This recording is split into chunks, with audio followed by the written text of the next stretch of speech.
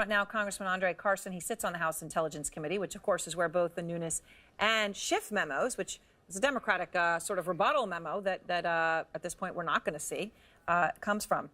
Thank you very much, Congressman. I appreciate your time. So, you know, your committee produced both of these memos. Have you seen the changed version of the Nunes memo at this point? I've not seen the changed version. I've only seen both the Republican and Democratic memos that were approved by the committee, but I'm deeply concerned, Erin. So in terms of these material changes, you know, you heard Manu, a senior Democratic official, saying there were 5 material changes. Congressman Nunes' office, the chairman, they responded last night saying, oh, it was grammatical, and there were 2 changes, one at the request of Democrats, one at request of the FBI, which, if anything, should be in favor of what Democrats wanted. I mean, 2 incredibly different versions. Do you know what to believe? Something really changed or something didn't really change?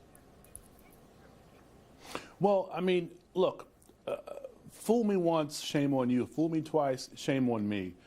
Given the history of the chairman, I think the chairman is putting his own political interest ahead of the committee's interest. And he has to be reminded that we operate within a separate but equal branch of government. We don't work for President Trump.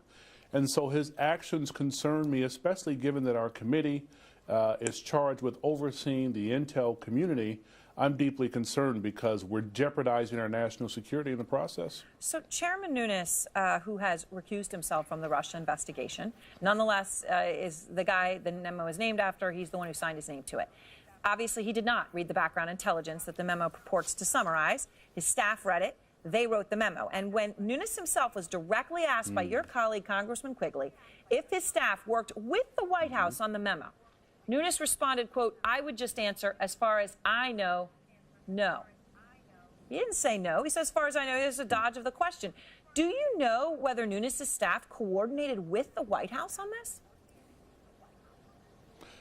I cannot speak to that, nor will I speak to that. But what I will say is that this is embarrassing. It's unfortunate. I think the Republicans and Democrats who work on the committee serve very honorably. We signed a document subjecting ourselves to charges of treason and even death if we were to reveal top secret information. It's a responsibility I take very seriously. It's a responsibility most of us take very seriously.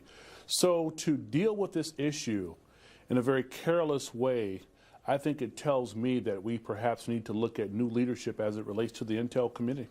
So, Congressman, we've heard some Republicans say this memo obviously is going to show corruption in the FBI. Plenty of them have been quick to jump on that bandwagon. We've reported that the president himself has called multiple friends and allies to say that he thinks the release of this memo will discredit Bob Mueller's Russia investigation.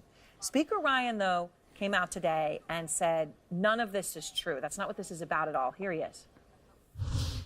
What this is not is an indictment on our institutions of our justice system. This memo is not an indictment of the FBI, of the Department of Justice. It does not impugn the Mueller investigation or the Deputy Attorney General. Congressman, do you believe the Speaker is sincere?